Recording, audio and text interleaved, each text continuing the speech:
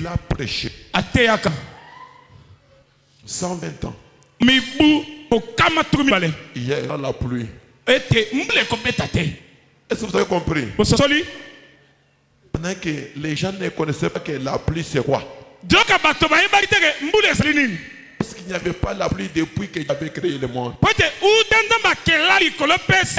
la science était évoluée plus que notre temps ici. On a fait monter les appareils pour contrôler, pour savoir qu'est-ce que la pluie. Sans succès. Ils ont dit, tu vois, tu es menteur. Regarde ta barbe là blanche. Tu mens le monde. Oh, il y aura la pluie. Il était déçu. C'est comme si Dieu était absent. Ce n'était pas le message qui venait de Dieu. On l'avait humilié. Hein? On l'avait humilié. On parlait mal de lui. Dans toutes les facettes.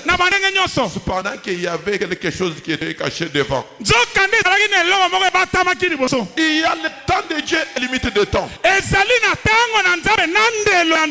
le temps de Dieu arrive, il n'y aura pas les jaune de démons qui empêchera l'accomplissement de la prophétie.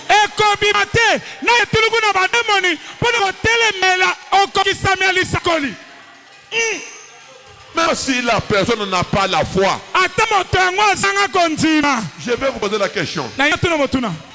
Cet homme, le fou de Kadara, il était dans le cimetière lié. Est-ce qu'il avait la foi? Mais quand le temps de Dieu est arrivé, le Seigneur a traversé le lac. Il a fait traverser les lacs. Pas pour les gens qui avaient de bonne foi. Pour celui qui était abandonné dans le cimetière. Une personne liée. Christ, Dieu d'amour. Il était fatigué. Entre les deux réveils. Il voulait se reposer. Il allait affronter maintenant les légions des démons. Quand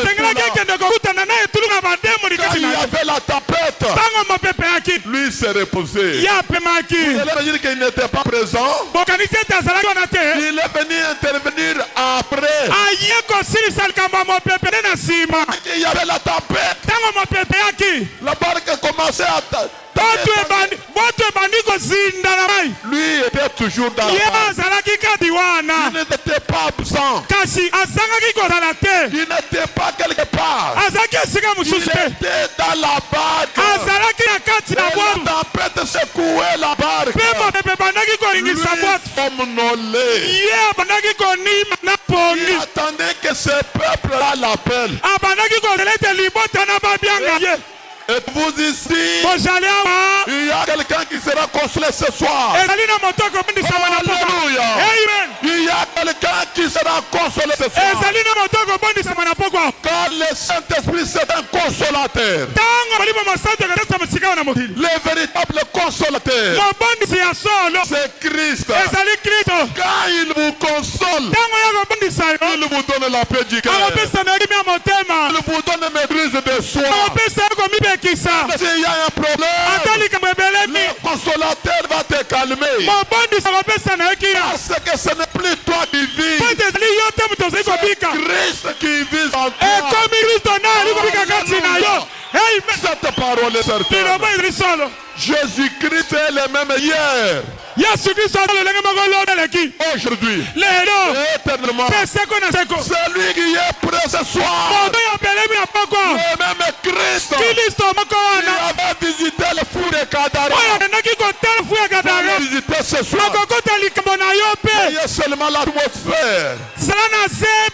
Il y a quelqu'un qui console. Ce n'est pas le passé. Ce n'est pas l'évêque. Ce n'est pas l'archevêque. Ce n'est pas le cardinal. Ce n'est pas le prophète Liabana. Le consolateur, c'est Christ. Quand il entre il te donne la paix. Il te donne la maîtrise des choses. Il te donne la tempérance. Quelle que soit la tempête, Dieu ne regarde pas ce que les gens font.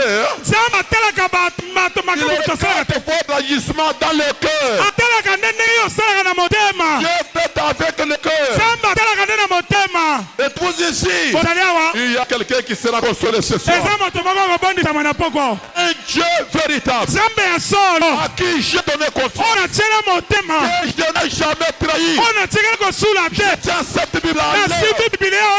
Je ne l'ai jamais associé.